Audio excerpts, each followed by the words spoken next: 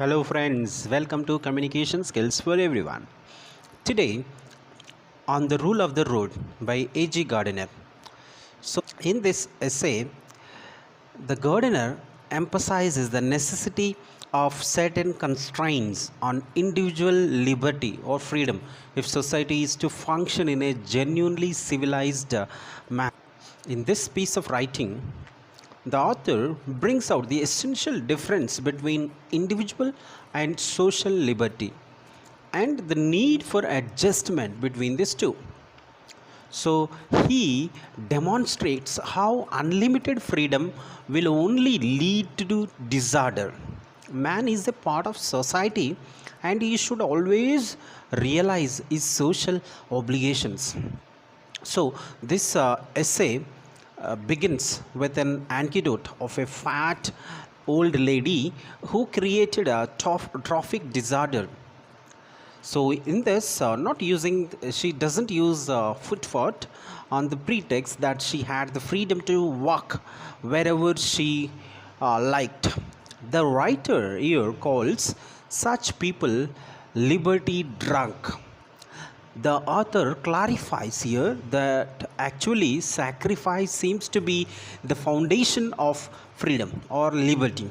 For instance, a traffic policeman may seem like a nuisance at first, but later we realize he is actually a blessing because he controls, he stops everyone from driving wherever and whenever they want and saves us from utter disorder or chaos.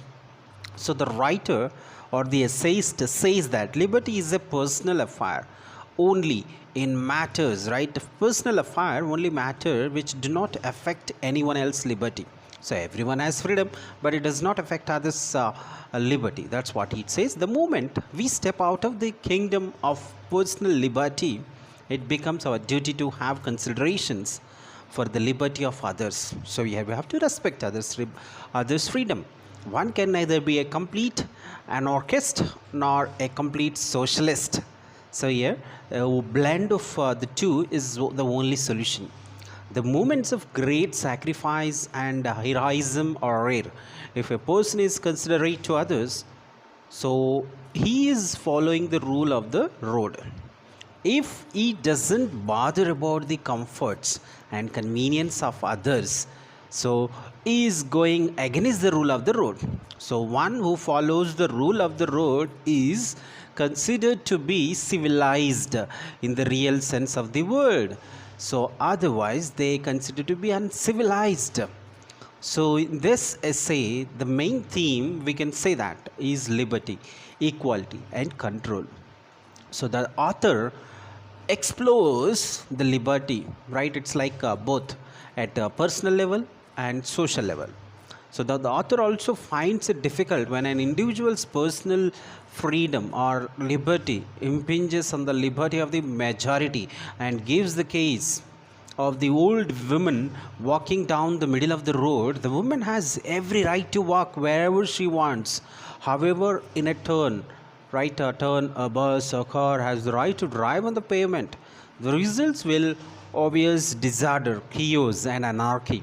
So there needs to be some limitations, some boundaries put in place to ensure that a person's personal liberties do not impinge on others, right? It seems obvious that people take personal freedom to the extreme and disturb the status quo the society relies on or depends on. The result is that often the majority can become annoyed with the minority. So the author doesn't suggest violence can occur by overstretching personal liberties. So there is every chance that harm may come to an individual should they not adhere to the social contract that exists.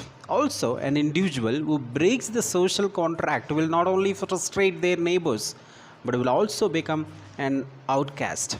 In reality, the individual is not necessarily free to do as they wish.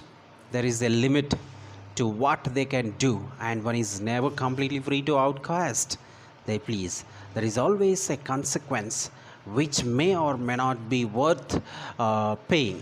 So the author concludes that with interesting examples of how the social anarchy could be prevented by adhering to rules of the road. In a way, adhering to rules of the road will not only retain a social order but also prevent fatal accidents on the road and embarrassing traffic jams. This out about the story. Right, thank you for watching. Subscribe Communication Skills for Everyone for more academic and educational videos.